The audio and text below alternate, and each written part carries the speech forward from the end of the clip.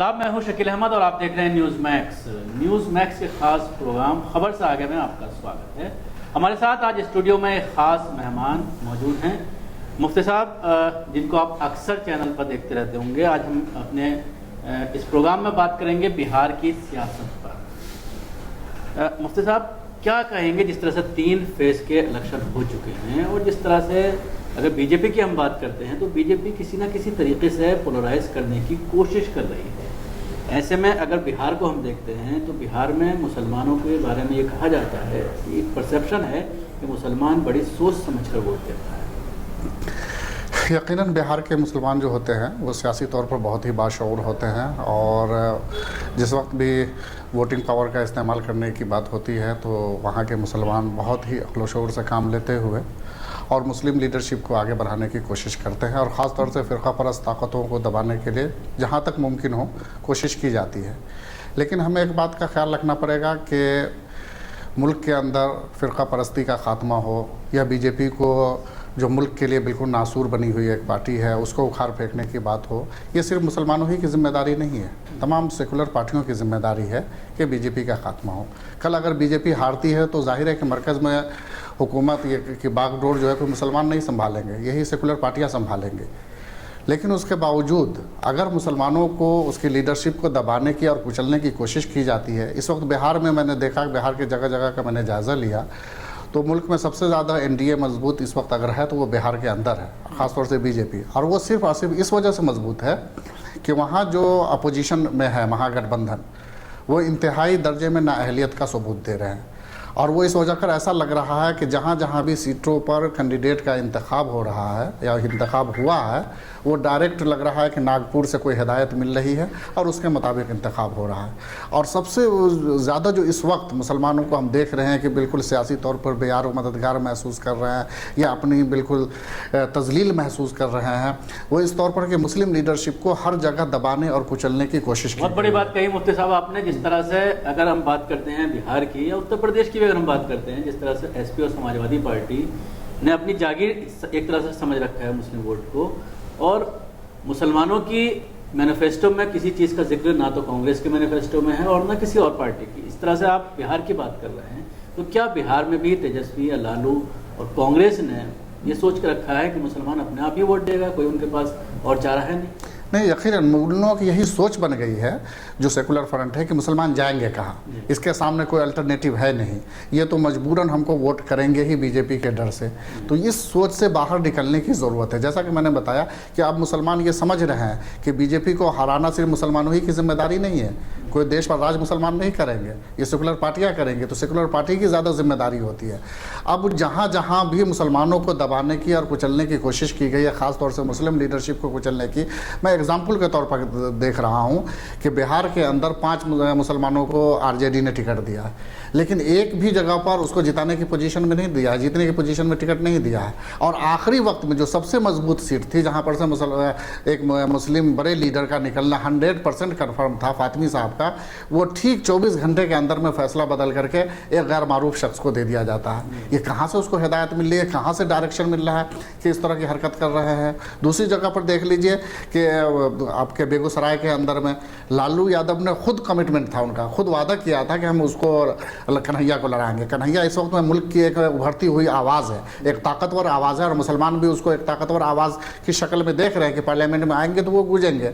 लेकिन खुद लालू ने यह वादा किया था कि हम उसको लड़ाएंगे, लेकिन उसके बावजूद कन्हैया के सामने जो है तनवीर हसन को बलि का बकरा बना दिया, वहाँ पर कुर्बान कर दिया।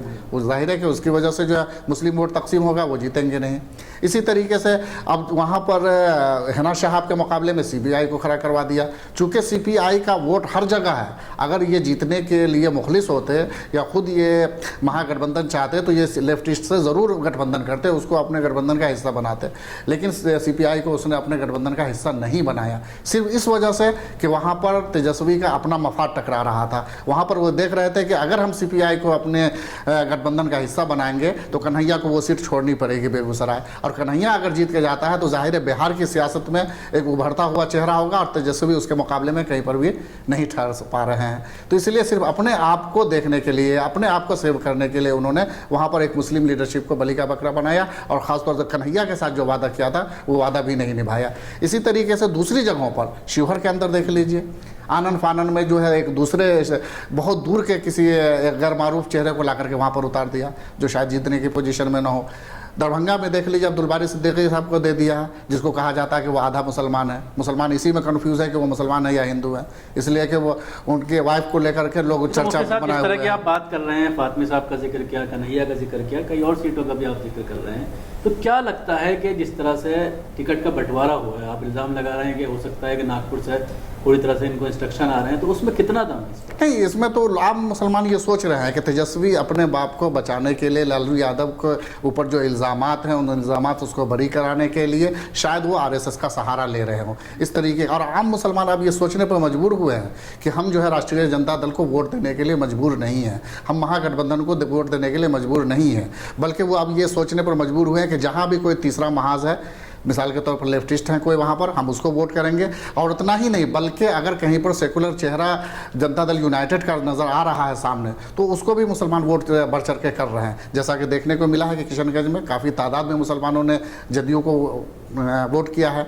इसी तरीके से अगर कोई दूसरे ज़िला में अगर कोई बहुत ही सेकुलर कैंडिडेट जदयू का है और महागठबंधन का कैंडिडेट उसके मुकाबले में बेहतर नहीं है, तो मुसलमानों के लिए कोई इसमें वजह नहीं है कि जदयू के कैंडिडेट को वोट न करें। लोग MIM को किस तरह से वहाँ देखते हैं? जिस तरह अख्तरुल ईमान वहाँ पर अपने किस्मत आजमा रहे हैं, तो मुसलमान काफ़ी उनको वोट दे रहा था, तो क्या वो एक नया ऑप्शन नहीं हो सकता? देखिए, यही तो अलमिया है कि जिसका बिहार में कोई असर नहीं, कहीं पर किसी तरीके का, जैसे मुकेश सहनी को 3 सीटें दे दी, वही जगह MIM को अगर ये 1 सीट दे दिए होते किशनगंज, तो क्या इसमें बुराई थी? कम से कम MIM तो एक मशहूर बड़ी पार्टी है जिसका अपना वहाँ पर कैडर भी था और बहुत दिनों से अख्तरुल ईमान वहाँ पर कोशिश भी कर रहे थे, मेहनत भी कर रहे थे, लेकिन उनको वो सीट नहीं छोड़ी। मुकेश सहनी जिसका कहीं पर कोई वजूद नहीं है, उसको 3-3 सीट दे रहे हैं।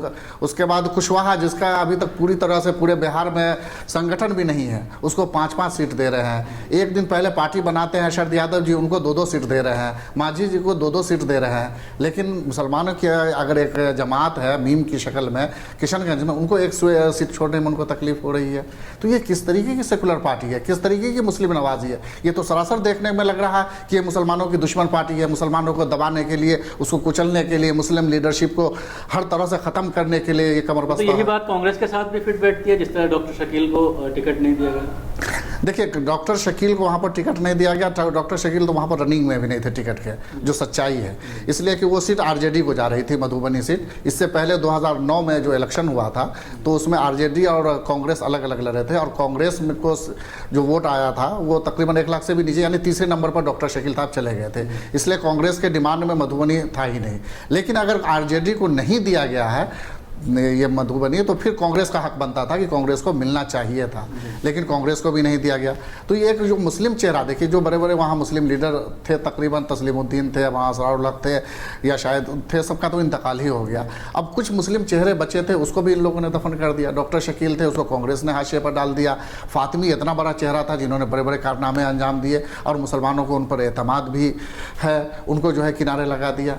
तो आखिर ये किस तरह की पॉलिटिक्स कर रहे हैं, कहाँ ले जा रहे हैं? JDU को किस तरह से आप मुतबादल के तौर पर देखते हैं? जिस तरह से ये बार बार इल्ज़ाम ये लगाया जाता है कि नीतीश मोदी की गोद में जाकर बैठ गए और लोगों को छला धोखा किया, जिस तरह से लालू के साथ इलेक्शन लड़ा था और लोगों ने लालू के साथ मिले थे, इसी वजह से इनको वोट दिया था और उसके बाद जो है धोखा दिया। ये इल्ज़ाम मुसलमान आमतौर पर लगाता है। देखिए, मुसलमानों की जानिब से ऐसा इल्ज़ाम नहीं है। मुसलमान तो देख रहे हैं कि लालू उनकी तजलील कर रहे थे, उनके साथ जो है जिस तरीके से जो उनके काम करने का अंदाज है नीतीश कुमार जी के, उस काम में वो रोड़ा डाल रहे थे।